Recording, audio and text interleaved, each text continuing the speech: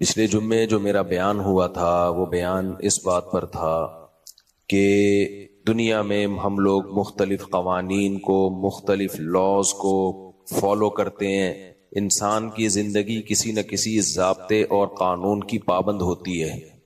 اگر انسان کو بے لگام کر دیا جائے، کوئی قانون کوئی ضابطہ نہیں ہے، وہ اپنی مرضی سے اخپل طریقے سے زندگی گزارنا شروع کر دے، تو انسان سے خطرناک مخلوق پھر دنیا میں کوئی بھی نہیں ہے.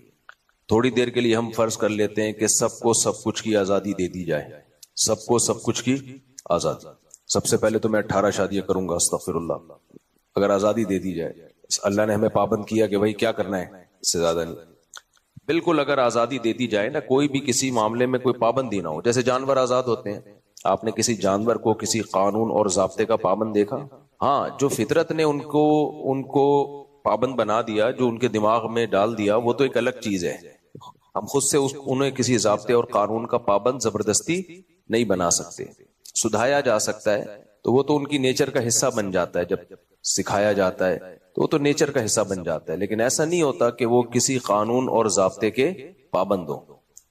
انسانوں کو اگر ہم تھوڑی دیر کے لیے فرض کریں چھوڑ دیں اپنے حال پہ، جانوروں کو تو ہم نے چھوڑا ہوا ہے. میرے پاس 40-50 مرغیاں ہیں، مغرب کے بعد خود ہی جا کے سو جاتی ہیں، وہ انسان کے بچوں کی طرح، اور صبح صبح فجر سے پہلے اٹھ جاتی ہیں انسان کے بچوں کی طرح. حالانکہ اب الٹا حساب چل رہا ہے. اب انسانوں کو یہ کہنا چاہیے کہ جانوروں کی طرح رات کو جلدی سو جائے کرو اور جانوروں کی طرح صبح صبح اٹھ جائے کرو. جانور اٹھ جاتے ہیں، انسان، کراچی والے تو نہیں اٹھتے. تو مثالیں ہی چینج ہو رہی ہیں. انسان ایسی ایسی حماقتیں کر رہا ہے کہ گدھے کو اب تشبیہ دینی پڑے گی. کیا انسانوں والے کام کر رہا ہے؟ انسان گدھا بن گدھا. گدھا جو ہے نا، دیکھو یہ میں اپنی طرف سے نہیں کہہ رہا، اللہ نے قرآن میں کہا اولئک کالانعام بل ہم اضل. جو لوگ اللہ کے قانون کے پابند نہیں ہوتے تو اللہ فرماتے ہیں وہ انسان جانوروں سے بھی بدتر ہیں. انسان جو ہے نا، دیکھیں جانور سب ایک جیسے ہیں. کسی گدھے کو کسی گدھے پر کوئی فضیلت نہیں ہے، اگر ہے تو جسمانی طاقت کی بیس پہ. لیکن یہ نہیں ہے یہ اچھا گدھا، یہ برا گدھا، یہ اچھا کتا، یہ برا کتا. کتا کتا ہی ہے، اچھے برے نہیں ہوتے اس میں. انسان کو جو انسانوں پر فضیلت ہے وہ اچھے بھی ہوتے ہیں اور انسان برے بھی ہوتے ہیں. یہ بیان تو میں کئی بار کر چکا ہوں کہ انسانوں کی فضیلت کس بیس پر ہے بھائی؟ اچھائی اور برائی کی بیس پہ. صحت کی بیس پہ انسانوں کو فضیلت نہیں ہے. اس کو جزوی فضیلت کہتے ہیں، جزوی.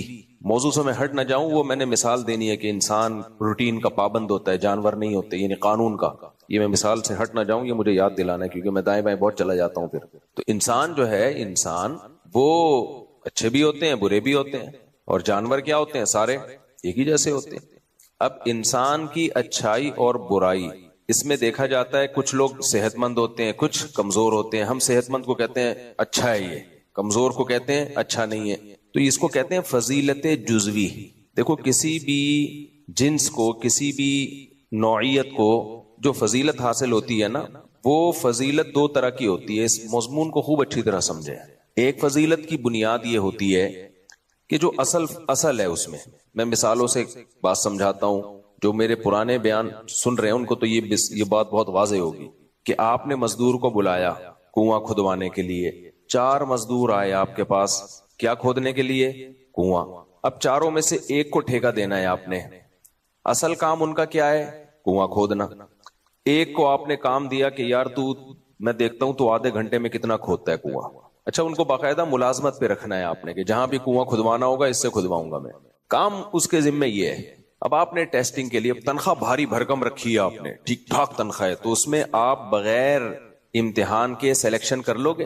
ہے بھائی ایک بھاری بھرکم تنخواہوں پہ میں نے ایک بندہ رکھنا ہے جس کا کام بورنگ کرنا ہو، کنواں کھودنا ہو، تو پھر آئندہ جب بھی مجھے کوئی پروجیکٹ ملے گا کنواں کھودنے کا، کوئی ٹھیکہ ملے گا، تو میں نے اپنا یہ ملازم رکھنا ہے. تو 4 آدمیوں میں سے ایک کو آپ نے سیلیکٹ کرنا ہے. اب آیا ایک مزدور، آپ نے کہا یار ہم اسے آزماتے ہیں. کنواں کھدوایا، آدھے گھنٹے میں دیکھتا ہوں تو کتنا کھود کے دکھاتا ہے.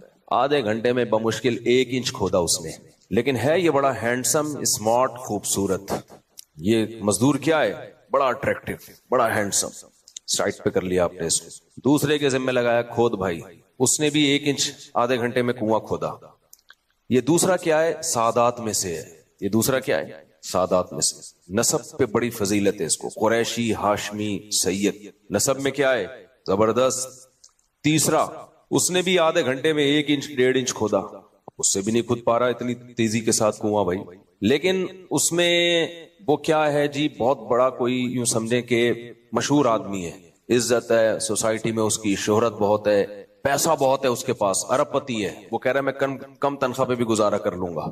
چوتھا آپ کے پاس آئے, اچھا بلکہ ہم یوں کہہ لیتے ہیں کہ اس میں کوئی اور ایسی نسب کے علاوہ کوئی بھی لگا لو نا اس میں, مثال دینے پر تو گورنمنٹ کی طرف سے کوئی پابندی نہیں, بہت ہی کوئی خاندانی آدمی ہے کہ کسی بڑے باپ کا بیٹا ہے. چوتھا جو مزدور ہے, نہ کم بخت کی شکل اچھی, آڑا ترشا, ناک بہ رہی ہے بار بار, جیسے بچپن میں بھی اب تو بچوں کی ناکیں بہنا ہی ختم ہو گئی ہیں. بچے مارکیٹ میں جو آ رہے ہیں یہ ممی ڈیڈی آ رہے ہیں, پہلے ہمیں یاد ہے چھوٹے چھوٹے بچے کھیلا کرتے تھے, ناکیں بہری ہوتی تھی, اسی طرح زندگی گزارتے تھے. وہ امیون سسٹم اتنا مضبوط ہو جاتا تھا نا ان کا, بخار میں 3 4 دن چلتے تھے وہ. اب تو بچوں کو بخار ہوتا ہے تو ایک دم ٹھیک ہو جاتا ہے بھائی. خیر یہ الگ ٹاپک ہے. کیچڑ میں کھیلتے تھے, اٹھا کے چپیڑے مارتے تھے. یہ سارا کیا, ان کا امیون سسٹم کیا ہو رہا ہے, پاورفل ہو رہا ہے. بڑے ہو کر پھر بیمار نہیں ہوتے تھے. کتنی دفعہ بچے بادام کے درخت سے گرے نیچے, ہاتھ ٹوٹا, جڑ گیا, دیواروں سے بھاگے ادھر سے ادھر. اب بچوں میں وہ سارا سیٹ اپ ختم, چھوئی موئی مال مارکیٹ میں آ رہا ہے. ان سے کیا توقع کرو گے کہ یہ 4 شادیاں کریں گے؟ خیر گھوم پھر کے ہم آتے ادھر ہی ہیں, کیا کریں یار, یہ میں مروں گا تو یہ ختم ہوگا سیٹ اپ سارا, جب تک میں زندہ ہوں برداشت کرنا پڑے گا. خیر تو چوتھا جو مزدور ہے وہ کیا ہے, نہ شکل اچھی, خاندان بھی ایسا کوئی جو سوسائٹی میں جس کی کوئی عزت ہے ہی نہیں, غریب, کوئی خوبی نہیں ہے, کوئی خوبی نہیں ہے اس میں. کنواں جو اس نے کھودنا شروع کیا نا, ہٹو بچوں, ٹھک ٹھک ٹھک ٹھک ٹھک کر کے اچھا خاصا کھود ڈالا اس, اور تھکا بھی نہیں, کوئی پسینہ نہیں, کوئی شوگر ڈاؤن نہیں ہوئی اس کی. بات بات پہ گالی دیتا ہے, اخلاق بالکل بھی اچھے نہیں ہے, ناک بہتی رہتی ہے اس کی. آپ مزدوری کے لیے کس کو رکھو گے بولو, چاہے یہ ہندو ہو, عیسائی ہو, سکھ ہو بھائی, جو کام آپ نے لینا ہے وہ تو یہ کر لیتا ہے. نبی صلی اللہ علیہ وسلم نے جب مکہ فتح کیا ہے نا, تو اس کے بعد جو اسلامی فوج بنی ہے اس میں غیر مسلم بھی تھے, غیر مسلموں کو بھی رکھا گیا ہے. قریشیوں کو جو نبی کی قوم کے تھے, عرب تھے, حالانکہ وہ اسلام قبول نہیں کیا تھا انہوں نے, لیکن ان کو لایا گیا, کوئی بات نہیں. وہ کہتے تھے ہم قومیت کی بیس پہ لڑیں گے, ہم ٹھیک ہے اسلام ہم نے قبول نہیں کیا, لیکن محمد صلی اللہ علیہ وسلم کو اللہ نے فتح عطا فرمائی. پہلے تو مخالفت کر رہے تھے, لیکن جب ان کو یقین ہو گیا کہ بھائی اللہ نے آپ ہی کی مدد کرنی ہے, تو وہ ہتھیار ڈال دیے. انہوں نے کہا کہ ٹھیک ہے ہم اسلام نہیں لاتے, لیکن آپ ہماری قوم کے ہیں, تو ہم کس بیس پہ لڑیں گے, قوم کی بیس پہ لڑیں گے. گو کہ قوم کی بیس پہ لڑ کے جب دنیا سے جائیں گے تو چونکہ ایمان پر موت نہیں ہوگی تو جانا جہنم میں ہی ہے, ایمان پر موت تو نہ ہوئی نا یہ. لیکن نبی نے ان کو شامل کیا, وہ لڑے, اس لیے کہ لڑائی کے لیے لڑنے والوں کو چاہیے, لڑائی والے چاہیے ہمیں. آپ نے کہیں لڑنا ہو, دیکھو اسلام لاجک کی بات کرتا ہے. آج میرے موضوع چینج ہو رہے ہیں مسلسل, لیکن کیا کریں یار, آج ہمارے دیندار لوگ ان لاجیکل کام کر کے نا فخر محسوس کرتے ہیں. وہ تمام کام کریں گے جس کی کوئی لاجک بنتی نہیں ہے. سردیوں میں برف بیچ رہے ہوتے ہیں, پھر کہتے ہیں میرا بزنس نہیں چلتا, میں نے تو استخارے بھی کیے ہیں, میں نے تو اللہ سے رات کو اٹھ کے دعائیں بھی مانگی ہیں. گرمیوں میں گرم کوئلے بیچ رہے ہیں اور سردیوں میں کیا بیچ رہے ہیں, برف بیچ رہے ہیں, تو چلے گا بزنس؟ کہہ رہے میں تو استخارہ کر کے کام شروع کیا تھا. یہ ایک مثال دے رہا ہوں, نہیں بیچتے گرمیوں میں برف, ایک مثال ہے کہ نہ کوئی پلاننگ ہوتی ہے پراپر, نہ محنت ہوتی ہے. بزنس شروع کرتے ہیں, اگر صحیح بزنس بھی ہو تو جو محنت دن رات کرنی چاہیے اس کاروبار کے لیے, جیسے رفیع بھائی کرتے ہیں. رفیع بھائی کا ماضی ہم سب کے سامنے ہے نا, کیا خیال ہے؟ رفیع بھائی سے کسی نے بولا اس بندے کو میں جانتا ہوں, وہ 30 سال پہلے سائیکل چلایا کرتا تھا, آج دیکھو جیسے پیسے میں گھوم رہا ہے. 30 سال پہلے کیا چلاتا تھا یہ سائیکل؟ طنز مارا نا. میں نے رفیع بھائی سے پوچھا, میں نے کہا سنا ہے 30 سال پہلے تو آپ سائیکل چلاتے تھے, آج تو گاڑیوں میں گھوم رہے ہو. کہہ رہے الحمدللہ فخر کی بات ہے, سائیکل سے ایک دم کس پہ آ گیا, گاڑی پہ. اور محنت ہم اپنے سامنے دیکھ رہے ہیں نا محنت, تو مجھے بڑا اچھا لگا. میں نے کہا بات خاندانی کی ہے. اس تانے کو تانا نہیں سمجھا بلکہ خوبی سمجھا ہے. محنت نہیں ہے, ہلتے نہیں ہیں, اٹھاؤ تو اٹھیں گے نہیں, پڑے ہوئے ہیں. تو میں بار بار کہتا ہوں قدرت کی طرف سے ایک موٹاپا ہوتا ہے, وہ تو قدرت کی طرف سے, بڑے بڑے بزرگوں میں ہم نے دیکھا ہے پیٹ بھی نکلا ہوا دیکھا ہے, یہ قدرت کی طرف سے. انسان کا باڈی اسٹرکچر اپنے کنٹرول میں نہیں ہے, وہ کم کھاتے ہیں, ایکٹیو ہوتے ہیں. پھر بھی حاجی عبد الوہاب صاحب تبلیغ جماعت کے بزرگ بھاری جسم کے تھے, کتنے محنتی تھے, ساری زندگی پیدل جماعتوں میں سال لگا دیے انہوں نے, ریگستانوں میں, بہت تھوڑا کھاتے تھے, لیکن پھر بھی جسم کیا تھا, بھاری. تو یہ بھاری جسم تو قدرت کی طرف سے, اس کی برائی نہیں ہے اسلام میں. لیکن آج بہت سے دینداروں کا جو بھاری جسم ہے وہ سستی کی وجہ سے. وہ کس وجہ سے ہے؟ سستی. ہلتے نہیں ہیں, پڑے ہوئے ہیں, سوچتے رہتے ہیں. تو ایک آدمی میرے پاس آیا, ہلتا نہیں تھا, کہہ رہے مجھے کوئی وظیفہ بتا دیں, میں میری کچھ پیسہ آ جائے. میں نے کہا تو وظیفہ پڑھے گا نا اور موٹا ہو جائے گا, کیونکہ بیٹھے بیٹھے پڑھنا پڑتا ہے نا وظیفہ. تیرا علاج وظیفوں میں نہیں ہے, تیرا علاج ہل جل میں ہے. وظیفے پڑھے گا نا بیٹھ کے, جتنا موٹا ہے 3 پراٹھے صبح کھائے گا, اس کے بعد وظیفے کے لیے بیٹھ جائے گا تو اور موٹا ہو جائے گا, پڑ جائے گا ایک دن دھماکے کے ساتھ. خیر, کہاں سے کام, آج بہت دائیں بائیں شروع میں ہی جانا شروع ہو گیا میں. خیر, کیا کہہ رہے بھائی؟ تو میں یہ عرض کر رہا تھا کہ کیا بات کر رہا تھا میں, نہیں یہ بیچ میں جو ابھی ٹرن مارا ہے میں نے. ہاں, میں یہ کہہ رہا تھا کہ دیکھو نبی صلی اللہ علیہ وسلم کی جو فوج تھی, جو مجاہدین تھے, اس میں غیر مسلم بھی تھے. وجہ کیا تھی بھائی؟ وہ لڑنا جانتے ہیں. تو نیک آدمی لڑنا نہ جانتا ہو, اس کو کبھی بھی جہاد میں نہیں لے جایا جاتا, پھڈوں میں اس کو نہیں بلایا جاتا. جو جانتا ہو لڑائی, بے شک نیک نہ ہو, اس کو ترجیح دی جاتی ہے. ہاں, نیک بھی ہو, لڑاکا بھی ہو, پھر سبحان اللہ. تو اس لیے ہمیشہ کام اس کے اہل سے لیا جاتا ہے, اور یہی زندگی میں اصول بنا لینا چاہیے کہ جو جس کی فیلڈ ہے وہی اس کا ایکسپرٹ. دین کے علم میں علماء ایکسپرٹ ہوتے ہیں, تو دین کے علم انہی سے لیا جائے گا. میڈیکل سائنس میں کون ایکسپرٹ ہوتے ہیں؟ ڈاکٹر. ایک ڈاکٹر 2 نمبر ہے تو 1 نمبر تلاش کر لو. یہ نہیں ہوگا کہ جو یوٹیوبر آپ کو میڈیکل ٹوٹکے بتا رہے ہیں اور ہر تھوڑے دن میں کسی کا چینل بنا ہوا ہے اور وہ بیٹھ کے پھینکتا جا رہا ہے اور آپ بیٹھ کے لپیٹتے جا رہے ہو. یہ ڈاکٹر سارے کیوں ہیں بھائی؟ ایک بیماری ہماری سوسائٹی میں یہ بھی ہے, ڈاکٹر آج کل کسی کو کوئی میڈیسن لکھ کے دیتا ہے, وہ یوٹیوب پہ لکھ کے ڈال دیتا ہے کہ کیا ہے یہ, یوٹیوب پہ آ رہا ہو تو اس میں یہ ہے, اس میں فلانا ہے, اس میں ڈمکانا ہے. او بھائی, یہ نہیں دیکھا کرو, ڈاکٹر پہ اعتماد ہے تو دوا لو, ورنہ جاؤ نہیں اس کے پاس. اور جب اس نے کوئی دوا دے دی ہے تو یوٹیوب پہ ڈال کے سرچ کرنے کی کوشش مت کرو. ایک پہلو آ رہا ہوتا ہے یوٹیوب پہ اس میڈیسن کا. ہمارے جاننے والوں میں ایک صاحب کے اوپر کی کھوپڑی آؤٹ ہو گئی, تو وہ جانے لگے عاملوں کے پاس. مجھے پتا تھا ان کی سیٹنگ اوپر کی آؤٹ ہوئی ہے, عاملوں کے پاس جائیں گے تو زندگی کا ان کا بیڑا غرق کر دے گا عامل.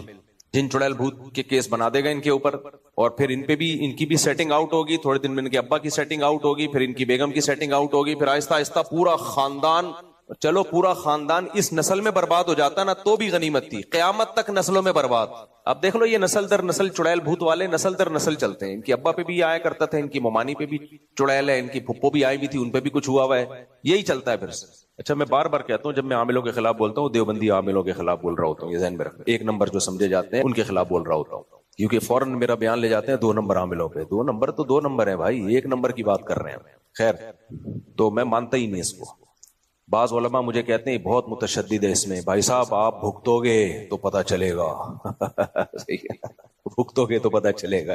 کوئی علم نہیں ہے, اور اس کو کہتے ہیں علوم. جب علم نہیں ہوتا تو وہ کیا ہوتے ہیں؟ علوم. صاحب ٹوپی ڈرامہ. کوئی جن چڑیل بھوت بھیجو ہمارے پاس یار, ہمیں بھی تو بھیجو کوئی جن چڑیل بھوت. تمہارے پاس ہزاروں جنات ہوتے ہیں. اللہ نہ کرے مجھے کچھ ہو گیا نا تو کسی کے ساتھ بھی کچھ بھی ہو سکتا ہے بھائی, انسان ہے. اللہ بچائے ہمیں پریشانیوں سے. 50 سال کے ہو گئے, اب اس 10 جنوری کو میں 50 کا ہو گیا ابھی جو گزری ہے نا. تو ماشاءاللہ تو کہہ رہے ہیں, لیکن یہ فکر کی بات ہے. کیونکہ مجھے یاد ہے ہم بیٹھے ہوئے تھے, میں چھوٹا بچہ تھا, 10-12 سال میری عمر تھی. میرے والد صاحب, میری دادی بیٹھے ہوئے رات کو نا صحن میں کرسی ڈال کے, میں بھی بیٹھا ہوا بچہ. تو میرے والد صاحب کی بڑی گھنی خوبصورت داڑھی تھی, داڑھی پہ ہاتھ لگا کے کہہ رہے تھے کہ میں بھی 50 سال کا ہو گیا, اور زندگی ہم نے گزار لی ہے. یہ الفاظ تھے ان کے مجھے. تو میں چھوٹا بچہ تھا, میں سوچ رہا تھا شاید ایک دن ہماری زندگی میں آئے گا کہ ہم کہیں گے ہم 50 سال کے ہو گئے ہے بھائی, تو ہم بھی ہوں گے.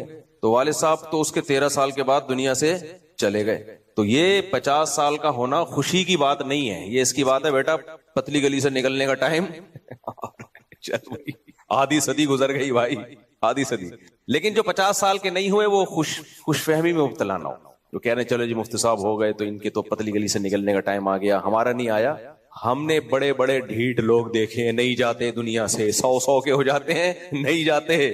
18 والے نکل جاتے ہیں. یہ طارق بھائی جو ہماری کمیٹی کے سابق صدر رہے ہیں, یہ بیچارے بیمار ہیں. جب سے میں آیا ہوں 2006 سے ان کو بیمار دیکھ رہا ہوں میں, اور ایسے بیمار کہ بس اس ہفتے انتقال کی خبر آ جائے گی.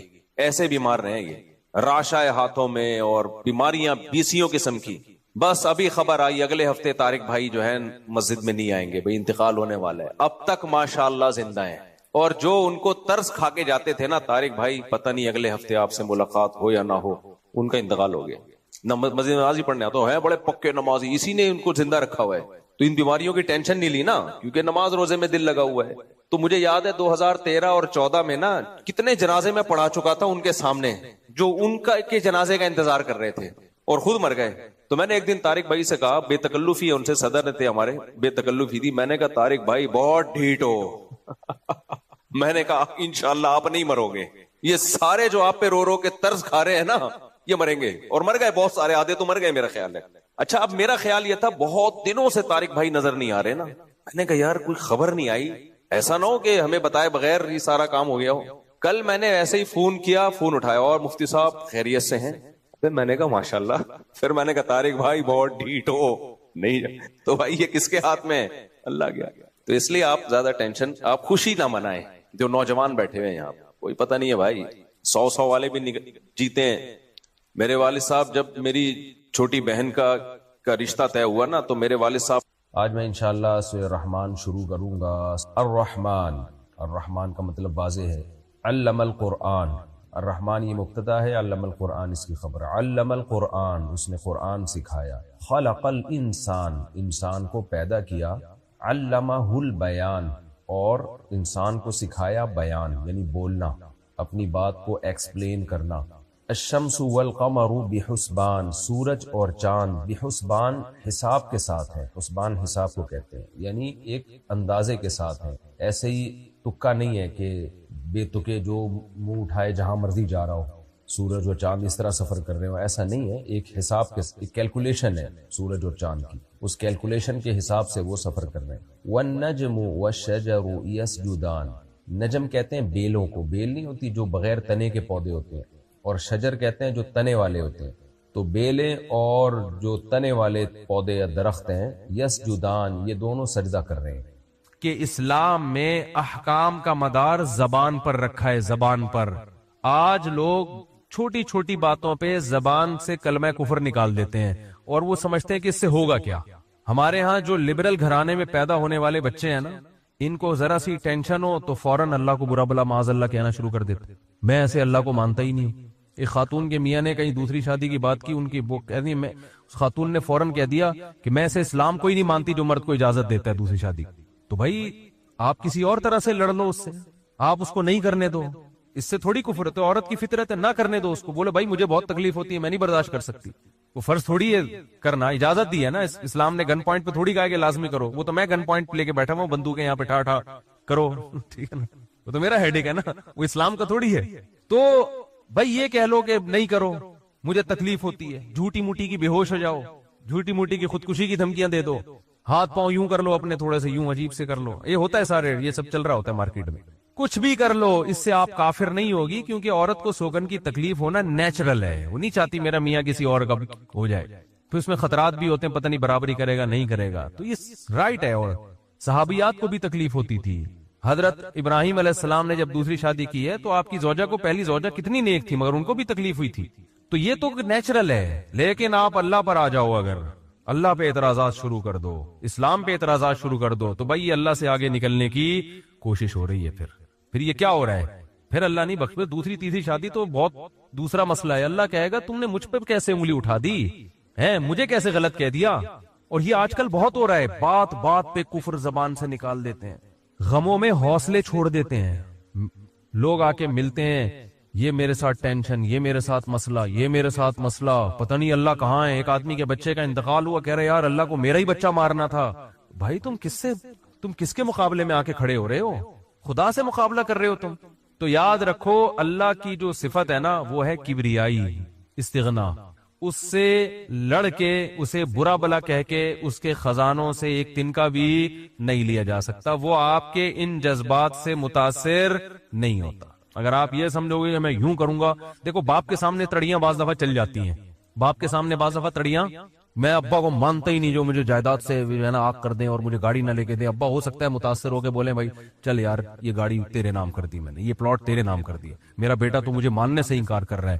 لیکن اللہ کا اصول جو قرآن اور سنت سے پتہ چلتا ہے, جو آسمانی کتابوں سے پتہ چلتا ہے, وہ اصول یہ ہے کہ آج تک کسی نے اللہ کے خزانے سے اللہ کو معاذ اللہ برا بلا کہہ کے, اللہ پہ اعتراضات کر کے, اسلام کو برا بلا کہہ کے, اللہ کے پیغمبروں کو برا بلا کہہ کے, اس طرح سے واویلا کر کے اگر آپ یہ سمجھتے ہو کہ اللہ کو آپ پہ ترس آ جائے گا کہ ہائے بیچارہ بہت ہی مجبور ہے، تو یہ دماغ سے ہمیشہ کے لیے نکال دو، اس سے بڑی سزا میں اللہ آپ کو ڈالے گا، اس سے بڑی سزا، اور وہ جہنم کی آگ، یہ تو کچھ بھی نہیں ہے۔ تبھی تو خودکشی کرنے والے پر اللہ کو ترس نہیں آتا۔ خودکشی کرنے والا ایک طرح سے انتقام لے رہا ہے اللہ سے کہ اللہ تو نے مجھے زندگی دی، مجھے اس قابل تو چھوڑا نہیں، تو نے تو میرے ساتھ غلط کیا، میں ہی مجھے زندگی، مجھے گفٹ چاہیے ہی نہیں نعمت کا۔ جیسے نا آپ باپ نے آپ کو گفٹ دیا اور آپ دشمنی میں آ کے باپ کو گفٹ واپس کر دو، مجھے نہیں چاہیے، ایسے پھینک دو آپ، تو ہو سکتا ہے باپ کا یہ اصول ہو، وہ پھر بھی وہ کہے نہیں نہیں میرا بیٹا ایسا نہیں، لیکن اللہ کا اصول نہیں ہے، اللہ کا یہ اصول نہیں ہے۔ اللہ کہے گا بھائی تو کیا سمجھتا ہے، میں تجھے اور آگ میں ڈالوں گا، تو دنیا کی ٹینشنوں سے تو چاہتا تھا یہ ناکام عشق ہو گیا، عشق ناکام ہو گیا، اور یہ ہو گیا تیرے ساتھ، اور یہ ہو گیا، اور تو جاب لیس ہو گیا، اور گھر سے مہنگائی اور غربت کے تانے پڑ رہے ہیں تیرے کو، اور بے روزگاری کے تانے مل رہے ہیں، اور معاشرے میں تیری عزت نہیں ہو رہی، اور اب آ کے تو کیا کر رہا ہے، خودکشی کر رہا ہے، تو یہ سمجھ لے گا کہ میں تیرے پہ ترس کھا کے تجھے چھوڑ دوں گا، ایسا نہیں ہے۔ نبی صلی اللہ علیہ وسلم نے فرمایا جس نے خودکشی کی، جس طرح سے اپنے آپ کو ہلاک کیا ہے نا، تو قیامت تک برزخ کی زندگی میں اسی طرح سے اپنے آپ کو ہلاک کر کے مارتا رہے گا۔ اللہ کہے گا یہ زہر پی کے مرا تھا نا، زندگی دے گا اللہ برزخ میں اور کہے گا یہ زہر کی بوتل پی دوبارہ، اور اسی طرح تیری آنتیں کٹیں گی، جس طرح اپنے آپ کو مارا ہوگا برزخ میں قیامت تک اسی طرح اپنے آپ کو مارتا رہے گا وہ۔ یہ بہت بڑی غلط فہمی ہے کہ ہم واویلا کر کے اللہ کو اپنی طرف متوجہ کر سکتے ہیں، ہم زبردستی کر کے اللہ کو اپنی طرف مائل کر سکتے ہیں، ایسا بالکل بھی نہیں ہے۔ بعض لوگ غموں سے پریشان ہو کے گناہ کرنا شروع کر دیتے ہیں، سمجھتے ہیں کہ یار میرا تو حق بنتا ہے، میں تو سٹا لگاؤں گا، میں تو ٹینشن میں آیا ہوا ہوں، میں تو شراب پیوں گا، میرے ساتھ یہ ہو رہا ہے تو میرا تو بھائی آپ پیو گے تو یہ نہ سمجھو کہ اللہ آپ سے خوش ہو جائے گا کہ جی آپ کو ایک غم آیا تھا، اس غم میں آپ نے چونکہ شراب شروع کی ہے ٹینشن ختم کرنے کے لیے، تو اب اللہ کو ترس آئے گا، نہیں اس پہ شراب کیا ہو گئی ہے، معاف ہو گئی ہے، یہ بیچارہ اس کا کیا بنتا تھا، رائٹ بنتا تھا، اس کو تکلیفیں اتنی دی ہیں۔ ایسا نہیں ہوگا بھائی، اس خوش فہمی میں مبتلا مت ہونا، یہ اصول ہے، اللہ کا قانون ہے، یہ قرآن سے پتہ چلتا ہے، حدیث سے پتہ چلتا ہے۔ اللہ کو جھکنے والا بندہ پسند ہے، جو اللہ بنانا چاہتے ہیں نا اپنی مخلوق کو، وہ کیا بنانا چاہتے ہیں، میں تمہارے ساتھ اچھا سلوک کروں برا سلوک کروں، تم بندے ہو، بندے بن کے رہو، ٹھیک ہے نا، کیا رہو، تم نے بس دعا ہی مانگنی ہے، اللہ یہ سب میرے ساتھ جو ہو رہا ہے یہ ٹھیک کر دے، میں ٹھیک کروں نہ کروں، تم نے ساری عمر کیا کرنا ہے، بس یہی مانگنا ہے کہ اللہ ٹھیک کر دے، اللہ محتاج ہے، اللہ یہ بھی ٹھیک ہو جائے، اللہ یہ بھی ٹھیک ہو جائے، اللہ بے روزگار ہوں روزگار دلا دے، میری مرضی روزگار دوں یا نہیں دوں، نہیں بھی دوں تم نے یہی کہنا ہے اللہ دلا دے، ساری زندگی اسی دعا میں گزارنی ہے تم نے، چاہے میں تمہاری دعا قبول کروں چاہے تمہاری دعا قبول نہ کروں، کیونکہ تم بندے ہو، میں خدا ہوں، خدا تم تھوڑی ہو، تمہاری تھوڑی چلے گی زمین پہ۔ بہت سے لوگ یہ فالٹ ہے، دعائیں نہیں قبول ہو رہی، تبھی تو وظیفوں کی طرف جاتے ہیں، اولاد نہیں ہو رہی، کوئی وظیفہ بتا دے، بھائی دعا مانگ لے، اولاد کہہ رہا دعا تو مانگ کے دیکھ لیا ہے، وہ تو ہو ہی نہیں رہی، تو کوئی ٹیکنیکل طریقہ ہو اولاد کا، سے کیسے ہو جائے گی بھائی، ٹیکنیکل طریقے تو نہیں ہے۔ یونس علیہ السلام جب مچھلی کے پیٹ میں تھے، کتنا بڑا غم لگا نا آپ کو، یونس علیہ السلام مچھلی کے پیٹ میں، تو اللہ سے آپ نے دعا مانگی، وظیفہ نہیں پڑھا ہے، وظیفے پڑھنا بھی جائز ہے، اگر کوئی قرآن و آیتیں ہیں تو کوئی گناہ نہیں ہے، لیکن جو اصل جو اسلام کی روح ہے وہ کیا ہے، دعا۔ تو یونس علیہ السلام نے مچھلی کے پیٹ میں دعا مانگی، لا الہ الا انت سبحانک۔ دیکھو حضرت یونس علیہ السلام، ہمارا جو مزاج ہے نا وہ کیا ہے، یونس علیہ السلام کئی سال اپنی قوم کو تبلیغ کرتے رہے ہیں، قوم باز بولو نہیں آئی، حضرت یونس کو یقین ہو گیا اس قوم پہ عذاب آنے والا ہے، تو آپ نے اللہ سے نہیں پوچھا، اس لیے کہ آپ کا خیال تھا بھئی یہ عذاب تو آئے گا، تو میں اللہ کے خوف سے اب بستی کو پہلے چھوڑ دیتا ہوں، میں آپ سے یہ اجتہادی خطا ہوئی، یہ اجتہادی خطا ہوئی کہ بھئی اللہ کی پرمیشن کے بغیر آپ نے قوم کو کیوں چھوڑا، حالانکہ اس اجتہادی غلطی کے پیچھے جو اس کی بیس تھی وہ بیس بہت اچھی تھی، وہ اللہ کا خوف اور اللہ کی خشیت، اللہ کے عذاب سے بھاگنا یہ تو حکم ہے نا، فنٹر بننے کی تھوڑی اجازت ہے کہ جہاں عذاب آ رہا ہے تو کھڑے رہو وہاں دیکھو، ایسا تھوڑی ہے۔ قوم لوط پر جب عذاب آیا تو جو اہل ایمان تھے ان کو حکم تھا پیچھے مڑ کے بھی نہیں دیکھنا ہے، اس عذاب کو دیکھنے کی بھی اجازت نہیں، ڈرو اس سے بھاگو۔ جب قوم عاد قوم سمود کی بستیوں سے نبی گزرتے تھے تو چہرے پہ کپڑا ڈال کے جلدی اپنی رفتار بڑھاتے تھے، بھئی یہ اس عذاب کو اپنی آنکھوں سے بھی نہ دیکھو، خوف پیدا ہوتا ہے اس سے، تو اتنا زیادہ آپ صلی اللہ علیہ وسلم خوف زدہ ہوتے تھے، تو اللہ کے عذاب سے تو دور بھاگنے کا حکم ہے۔ تو اب یہاں کیا ہے کہ کیا بات چل رہی تھی یار، حضرت یونس علیہ السلام اللہ کے عذاب کے ڈر سے اپنی قوم کو چھوڑ کر نکل گئے. یہ بیس بالکل ٹھیک ہے بھائی. جب اللہ کا وعدہ بھی یہی ہے کہ جو قوم ایمان نہیں لے کر آئے گی تو میں اس کو تباہ کر دوں گا, تو حضرت یونس علیہ السلام کو خیال ہوا کہ بھائی یہاں سے نکل جاؤ. جب بیٹھے ہیں کشتی میں, کشتی ڈوبنے لگی تو ملا نے کہا بھائی وزن کشتی میں زیادہ ہے, ایک آدمی کو نیچے اترنا پڑے گا ورنہ سب ڈوب جائیں گے. کون اترے گا بھائی؟ قرآن اندازی ہونی چاہیے. قرآن اندازی میں نام کس کا آیا؟ یونس علیہ السلام. تو بتاؤ ہم ہوتے, ہم کہتے ساری زندگی تبلیغ کرتا رہا, اب جب عذاب آنے والا ہے تو اللہ کے خوف سے ہی نکلا میں, اس کا صلہ یہ مل رہا ہے کہ ڈوبنے والا کون ہے؟ بولو میں ہی ہوں. بھائی مجھے تو زیادہ پروٹوکول, اللہ تعالیٰ کو 6 کشتیاں میرے لیے پہلے سے سمندر میں رکھنی چاہیے تھی نا. کیا ہو گیا؟ یہ ہماری سوچ تو یہی ہے کہ میں نے چونکہ فجر کی نماز پڑھی ہے تو میری دکان پہ کسٹمر 6 گنا زیادہ آنے چاہیے. پیسے سارے وہ کما رہے ہیں, نمازیں میں پڑھ رہا ہوں. اچھا میرے پر لوگ اعتراض یہ بھی کرتے ہیں کہ احتیاط اس نے کی, اس کو کرونا ہو گیا. اس کو اس نے احتیاط نہیں کی, اس کو نہیں ہوا. یہ مفتی لوگوں کو الو بنا رہا ہے. تو بالکل یہی ہے کہ نماز میں پڑھ رہا ہوں, روٹی کس کو مل رہی ہے؟ اس کو مل رہی ہے. احتیاط میں کہہ رہا ہوں, وہ کرونا بھی مجھے ہی ہو رہا ہے. ٹھیک ہے نا. تو اب اللہ سے تھوڑی کوئی لڑ سکتا ہے بھائی, تو اللہ کی مرضی. جو اب احتیاط کے باوجود بھی کسی کو بیماری لگا دے اور ایسے گلے مل رہے اور روزانہ چھینک رہے ہیں ایک دوسرے کے منہ پہ, انہیں کچھ نہیں ہو رہا, وہ تو اب اللہ کی مرضی. اللہ سے تھوڑی کوئی لڑ سکتا ہے. لیکن ہم تو ظاہر کے مکلف ہیں نا, ہم تو اسباب کے مکلف ہیں, تو اس لیے حکم دیا جاتا ہے احتیاط کا. تو خیر جب تک کرونا ختم نہیں ہوگا ہم بھی آپ کا پیچھا نہیں چھوڑیں گے, یہ ذہن میں رکھو. آپ تھوڑا تھوڑا جیسے 4 شادیاں آتی ہیں نا تڑکے میں, اس طرح یہ بھی آتا رہے گا تڑکے میں, کیونکہ لوگ نہیں کر رہے احتیاط تو کیا کریں. خیر بات کہاں چل رہی تھی؟ تو یونس علیہ السلام کی جگہ ہم ہوتے تو بھائی ہماری حالت کیا ہوتی ہے. اللہ جیسے تبلیغ میں ہم میں سے کوئی گیا ہوا ہوتا 4 مہینے کے لیے, 4 مہینے کے لیے تبلیغ میں نکلے ہوتے, اللہ کے راستے میں واپس آ رہے ہوتے تو پتہ چلا کچھ یعنی کنوینس نہیں مل رہی, پولیس والے پکڑ کے لے گئے, کسی کیس میں بند کر دیا, تو کیا وسوسے آتے ہیں دماغ میں. جیسے حج کرنے گئے نا, ایک آدمی حج کرنے گیا, لٹ گیا وہاں پہ نا جیب کتروں نے, تو وہ کہہ رہے اللہ میں نے تو سنا تھا حاجی تیرے مہمان ہوتے ہیں, تو ہم نے تو دنیا میں کسی کو نہیں دیکھا کسی نے اپنے مہمان کس کی یہ انسلٹ کی ہو. ٹھیک ہے, ہم نے تو نہیں دیکھا. میں تیرا مہمان بن گیا اور کچھ بھی نہیں بچا میرے پاس, سب کچھ ہی لٹ گیا. تو جلا ہوا آدمی تھا.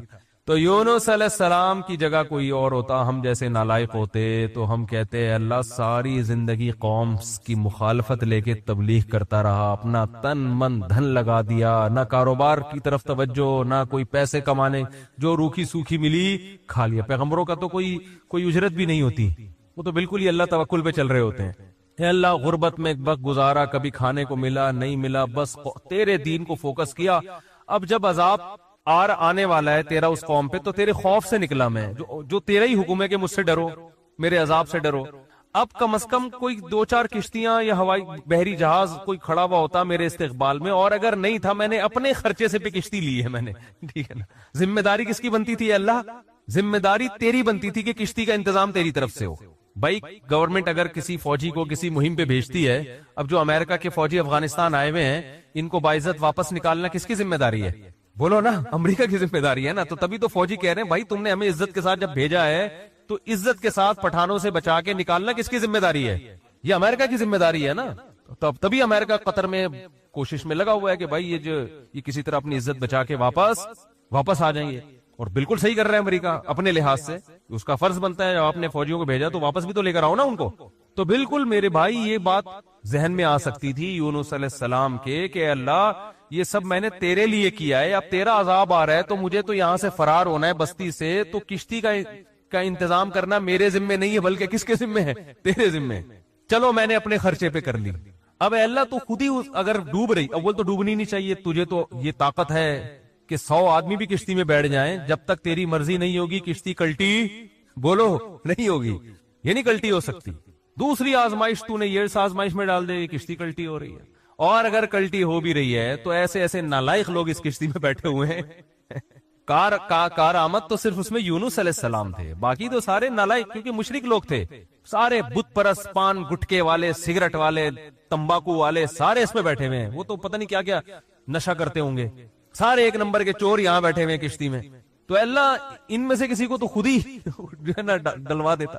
اور قرآن اندازی ہو رہی ہے تو نام کس کا آ رہا ہے؟ میرا نام آ رہا ہے, جس نے ساری زندگی تبلیغ کی. تو اور پھر کمال یہ کہ بڑی آزمائش کیا کہ چلو کشتی میں اگر چھلانگ لگا کے نیچے گرنا ہی تھا, ان لوگوں نے ڈال دیا بھائی آپ کا نام آیا آپ کو اترنا پڑے گا.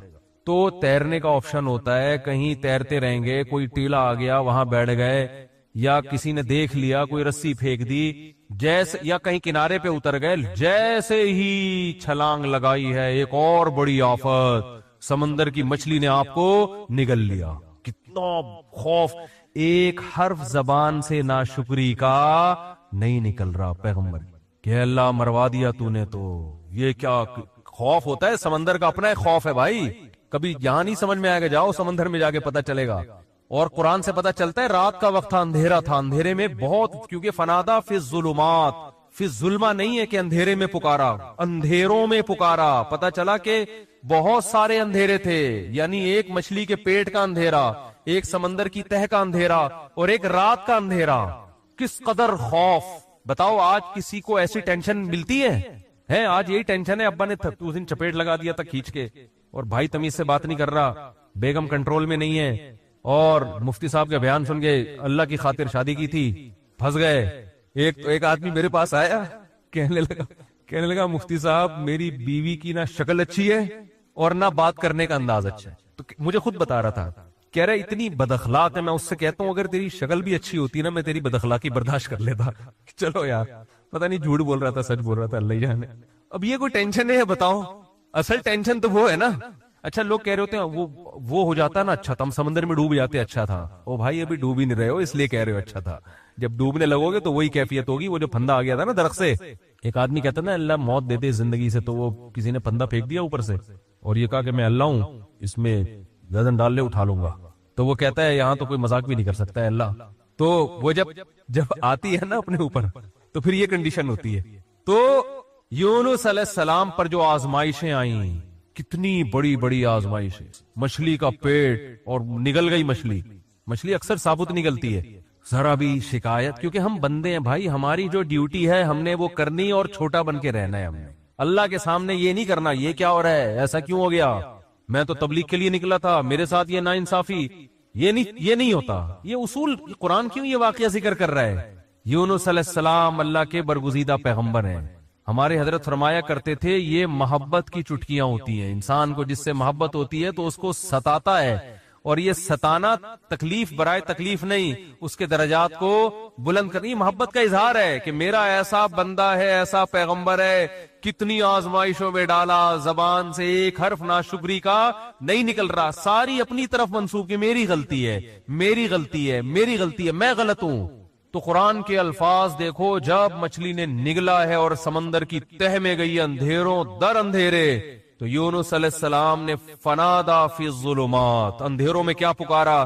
لا الہ الا انتا، اے اللہ تیرے سوا کوئی غلامی کے لائق نہیں ہے، میں تیرا غلام ہوں۔ انی کنت من الظالمین، میں ہی غلط ہوں، تو غلط نہیں ہے، مجھ سے کوئی غلطی ہوئی ہے اور میں تجھ سے استغفار کرتا ہوں۔ ان کو احساس ہو گیا کہ میں جو بغیر پرمیشن کے آیا ہوں شاید یہ اس لیے ہو رہا ہو میرے ساتھ۔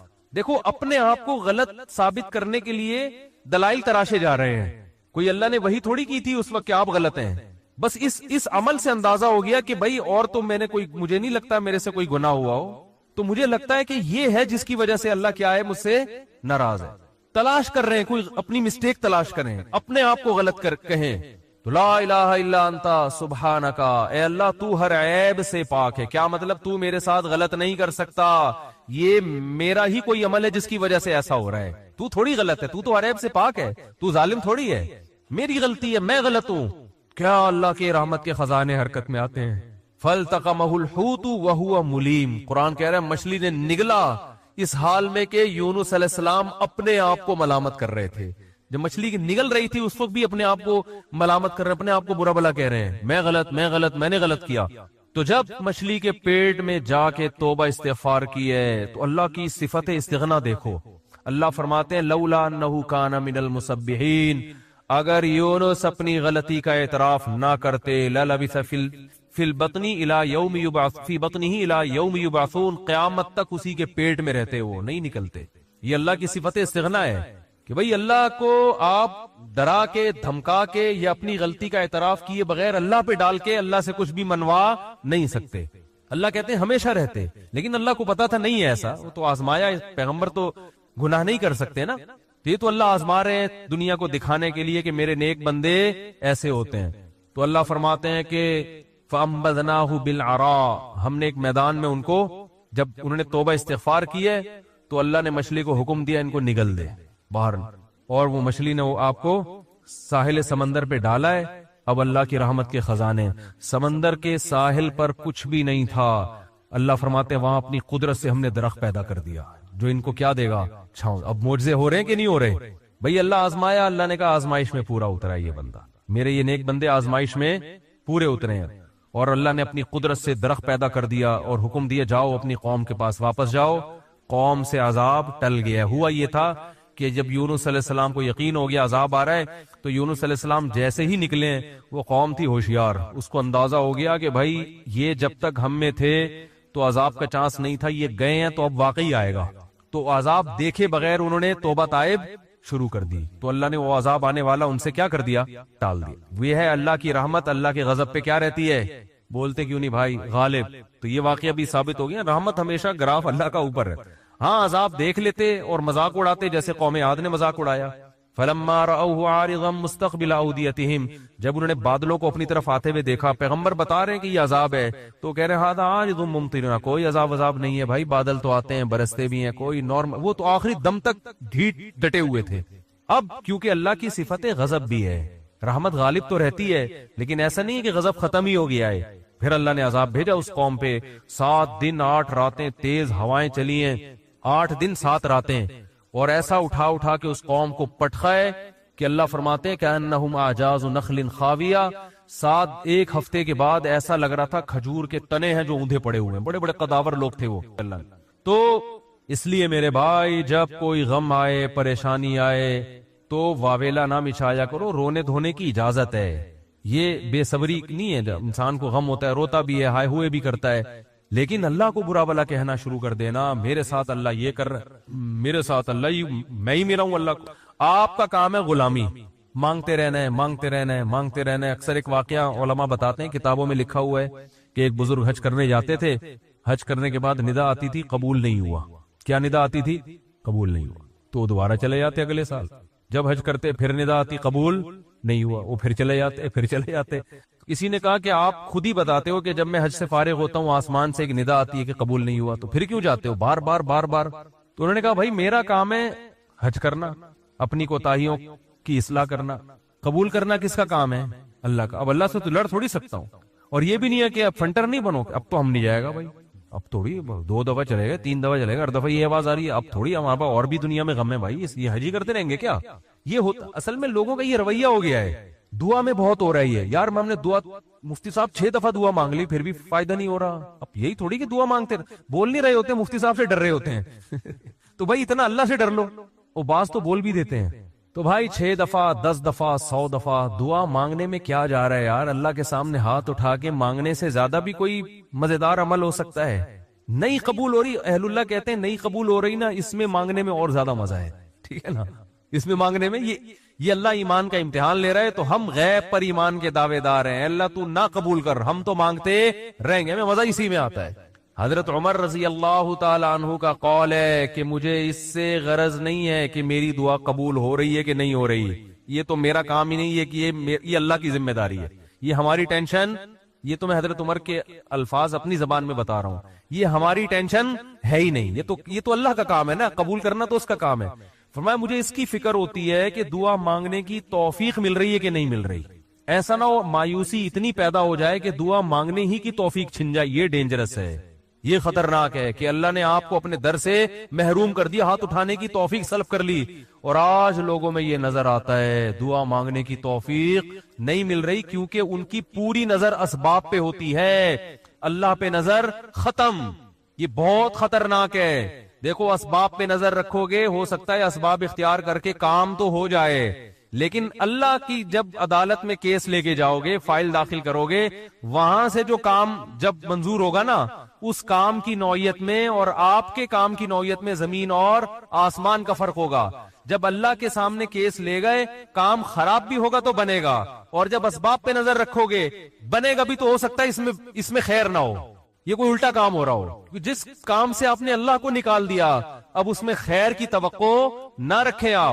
آپ بیمار ہوئے، صرف دواؤں پر اکتفا کیا ہوا ہے آپ نے، اللہ سے دعائیں نہیں مانگتے اور ضرورت بھی محسوس نہیں کرتے کہ چھوڑو یار، جب میں آگمنٹن کھا رہا ہوں، جب میں یہ سیرپ پی رہا ہوں تو گورے بھی تو ٹھیک ہوتے ہیں نا بغیر دعا کے، کیا خیال ہے بھائی؟ جب وہ ٹھیک ہوتے ہیں تو مجھے دعا مانگنے کی کیا ضرورت ہے؟ تو عین ممکن ہے آپ ٹھیک ہو جاؤ، دوا اثر کرتی ہے، اللہ نے دنیا کو اسباب سے جوڑ دیا، لیکن یہ ٹھیک ہونا بھی آپ کے لیے نقصان کا ذریعہ بن سکتا ہے۔ اور آپ دعا مانگو دوا کے ساتھ، ہو سکتا ہے آپ ٹھیک نہ ہو، لیکن پھر ٹھیک نہ ہو کے بھی اس میں اللہ کیا ڈال دے گا؟ بولو نا، خیر ڈالے گا، اللہ اس میں خیر ڈالے گا۔ جیسے یونس علیہ السلام کو مچھلی کے پیٹ میں اللہ نے داخل کیا ہے ان کے درجے کو اور بلند کرنے کے لیے۔ اگر یونس علیہ السلام کے ساتھ یہ مچھلی والا واقعہ نہ ہوتا تو شاید یونس علیہ السلام کا ذکر قرآن مجید میں نہ ہوتا، کیونکہ پیغمبر تو لاکھوں آئے ہیں نا، سب کا تذکرہ تھوڑی ہے۔ اور نبی صلی اللہ علیہ وسلم نے حضرت یونس کی فضیلت الگ سے بیان کی ہے، فرمایا لا تفضلونی علی یونس، مجھے یونس پر فضیلت مت دو۔ حالانکہ دیکھو یہ تو اجماعی عقیدہ ہے کہ ہمارے نبی تمام پیغمبروں سے افضل ہیں، لیکن کیا مطلب نام لے کے میرے مقابلے میں یونس کو نہ لے کر آؤ کہ میں ان سے زیادہ افضل ہوں؟ کیوں؟ کیونکہ اس میں اس بات کا امکان تھا کہ شاید اس واقعے کی وجہ سے لوگ یونس علیہ السلام کی توہین نہ کر رہے ہوں کہ وہ اللہ کی پرمیشن کے بغیر چلے گئے تھے، تو کہیں اس واقعے کو بنیاد بنا کے لوگ ایسا نہ ہو کہ کہیں کہ ہمارے نبی تو افضل ہے، یونس علیہ السلام افضل نہیں ہے، کیونکہ ہمارے نبی تو بغیر پرمیشن کے کوئی کام نہیں کیا اور یونس علیہ السلام تو اللہ کی پرمیشن کے بغیر چلے گئے تھے۔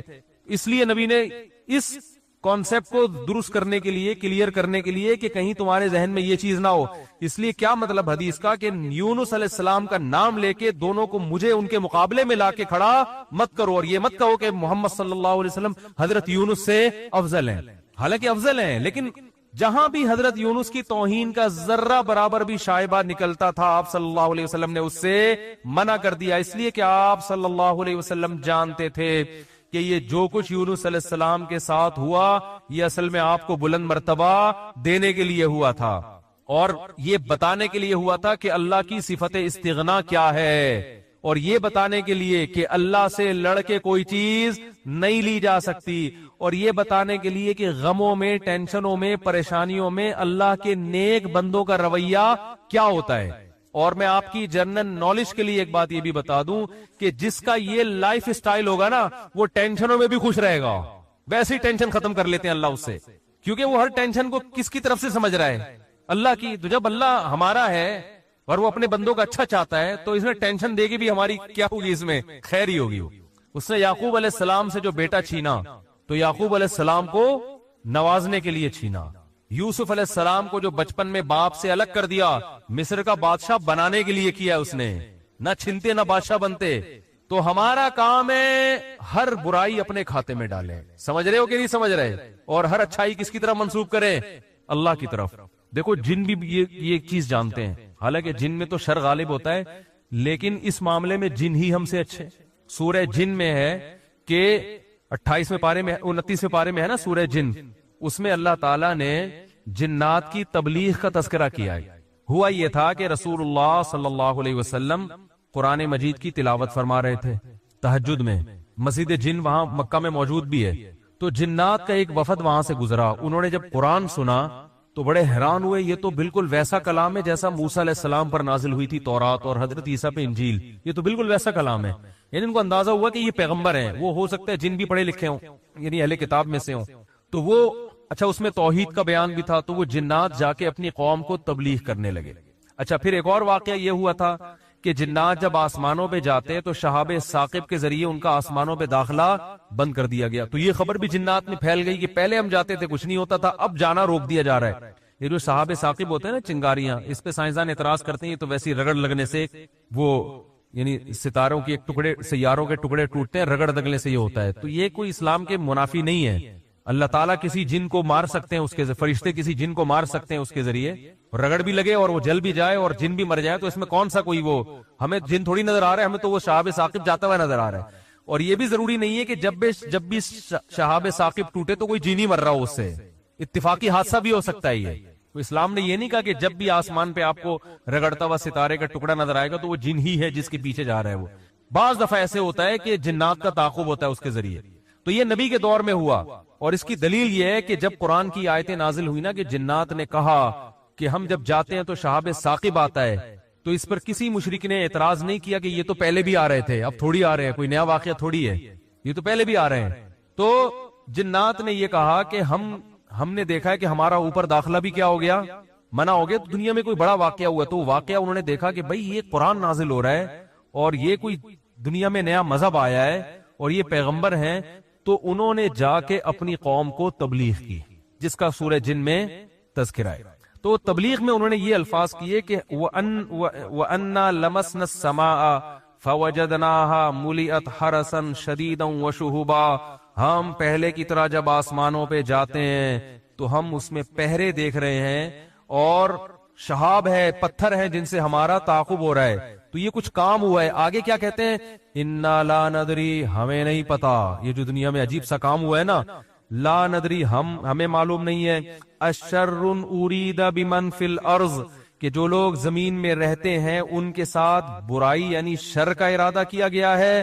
ام اراد بہم ربہم رشدا, یا اہل زمین کے جو رب ہیں اس رب نے ان کے ساتھ خیر کا ارادہ کیا ہے. آپ کا آئی کیو لیول اگر اچھا ہوتا تو مزہ آ جاتا. ترجمے سے بات سمجھ میں آئی؟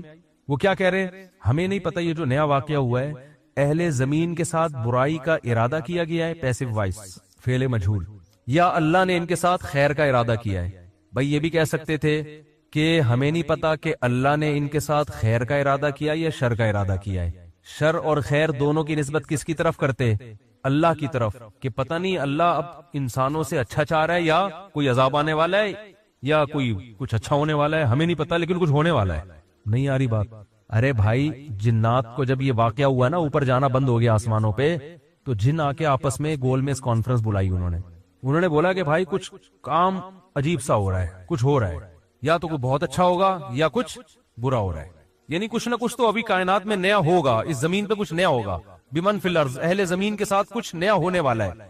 اب یہ نہیں پتا کہ اچھا ہونے والا ہے یا برا, تو یا تو دونوں میں اللہ کا نام نہ لیتے, یہ کہتے ہمیں نہیں پتا اچھا ہونے والا ہے یا برا ہونے والا, یا اگر اللہ کی طرف نسبت کرنی تھی تو یہ کہتے ہمیں نہیں پتا کہ اللہ اچھا کرے گا یا اللہ ان کے ساتھ کیا کرے گا, برا کرے گا.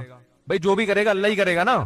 یا تو اللہ کی طرف منسوب کرو اچھائی کو بھی اور برائی کو بھی, کہ ہمیں نہیں پتا کہ اللہ نے جو آسمان میں پہرے لگا دیے ہیں تو اب اللہ کا ارادہ ہے کہ اہل زمین کے ساتھ کچھ بہت اچھا کرے گا یا اللہ ان کو سزا دے گا, کوئی برا ہوگا ان کے ساتھ.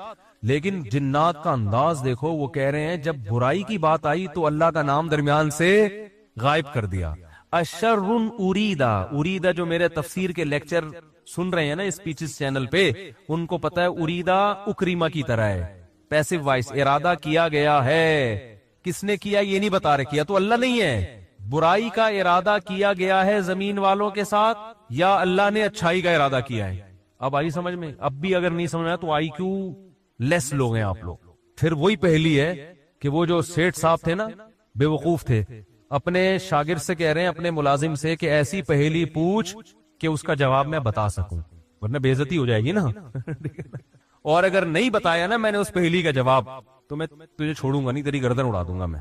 اب پہلی پوچھ لیکن آسان, تاکہ میری عزت بھی ہو جائے کہ بھئی سیٹھ نے پہلی کا جواب دیا ہے. جب جواب دوں گا عزت ہوگی, بھئی بڑے ذہین ہیں آپ. تو آہستہ سے اس کو کان میں کہہ دیا کہ ایسی پوچھنا کہ مجھے جواب اس کا آ بھی جائے, اتنی مشکل نہ ہو. اب یہ جو ملازم تھا نا, یہ گرو کہتے ہیں نا اس کو, گرو کہتے ہیں کیا چیلا کہتے ہیں, چیلا یا چیلا, بچہ بڑا ہوشیار ہے ماشاءاللہ, چیلا. تو وہ چیلا کے اب سوچنے لگا کہ یار ایسی پہلی پوچھو کہ بہت آسان ہو. اب اس نے پہلی سوچ کے آیا, سرائکی میں یہ لطیفہ ہے اصل میں, دیکھو ہک چانٹ مرے سا سدھا تھیا ویسی, یہ میں نے ایک لفظ سیکھا ہے ابھی سرائکی کا. اب کسی کا مطلب نہ پوچھنا, وہ چماٹ لگا دے گا آپ کو کھینچ کے. دیکھو ہک چانٹ مرے سا سدھا تھیا ویسی, تو یہ کسی سے کہنا نہیں ورنہ کوئی گارنٹی نہیں ہے. تو وہ جو تھا نا, اس میں اس نے پہلی سوچی, اس نے کہا حضور, اب مجھے پوری سرائکی تو آتی نہیں نا, وہ ہمارے حضرت سرائکی میں سناتے تھے یہ لطیفہ, وہ مزہ سرائکی میں ہی ہے. خیر, ہک مخلوق ہے, پونچھ گھمندی ہے, چولہے کے گرد گھومدی ہے تے میاؤں میاؤں کرندی ہے بھائی.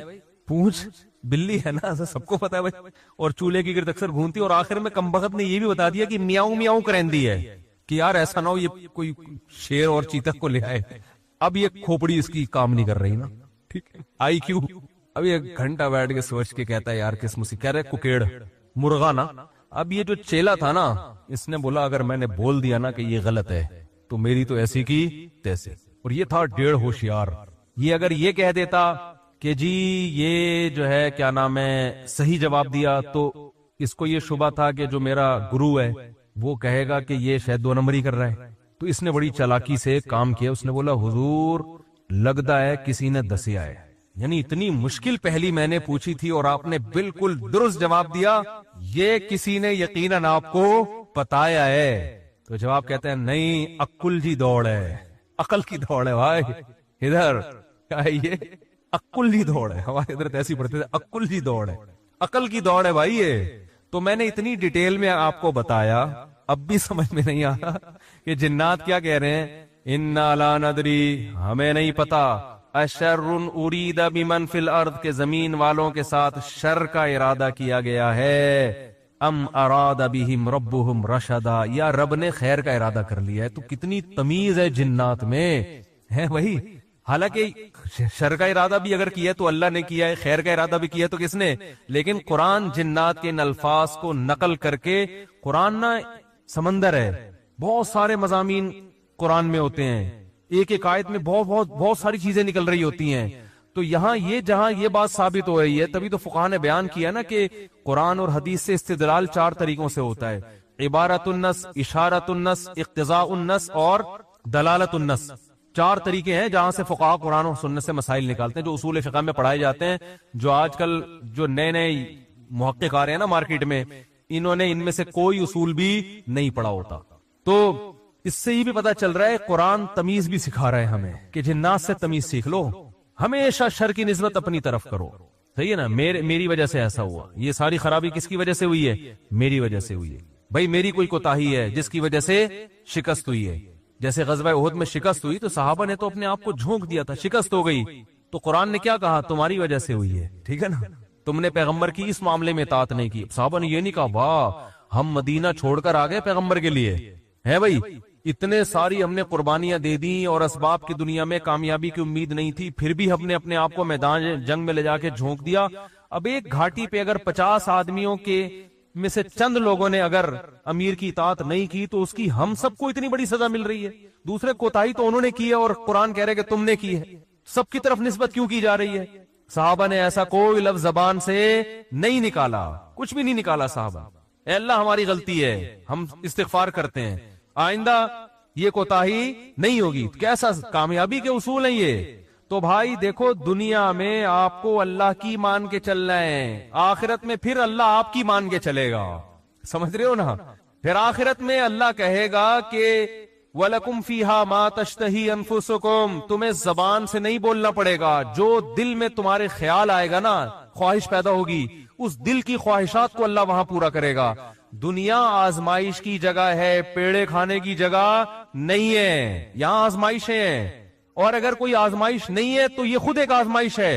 آپ کہہ سکتے ہیں فلاں تو بڑی ہنسی خوشی زندگی گزار رہا ہے، وہ تو کوئی آزمائش ہی نہیں ہے۔ او بھائی یہ ہنسی خوشی زندگی خود ایک آزمائش ہے کہ یہ اللہ کا شکر ادا کر رہا ہے کہ نہیں کر رہا، اسے نہ کوئی بیماری ہے، اس کا گھر بھی ہے، اس کے بیوی بچے بھی ہیں، اس کو سکون بھی ہے، گھر میں آتا ہے بیگم تمیز سے بات کرتی ہے، اور جناب گھر سے باہر نکلتا ہے تو بیگم پوچھتی نہیں ہے واپسی پہ کہ انڈے کیوں نہیں لے کر آئے، کوئی کسی قسم کی ٹینشن نہیں ہے۔ یہی ہو رہا ہے نا آج کل، اور جناب ابا بھی ٹھیک ہیں، اماں بھی ٹھیک ہیں، ملک کی حالات بھی ٹھیک ہیں، بے روزگاری بھی نہیں ہے، بلکہ کے والدین کو گالیاں دینے کی بھی ضرورت نہیں ہے، لائٹ بھی نہیں جا رہی، پنکھا بھی چل رہا ہے، بٹن دباؤ پنکھا چلتا ہے۔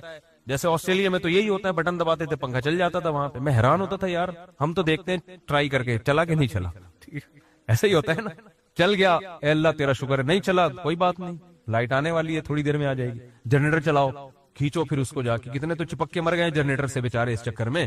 تو کوئی ٹینشن اگر نہیں ہے تو بھی بڑی ٹینشن ہے بھائی، کہیں اللہ ایسا تو نہیں ہے کہ کوئی بہت بڑی پکڑ آنے والی ہے، اللہ کی بہت بڑی پکڑ نہ آنے والی ہو، اس لیے ڈرنا ہے۔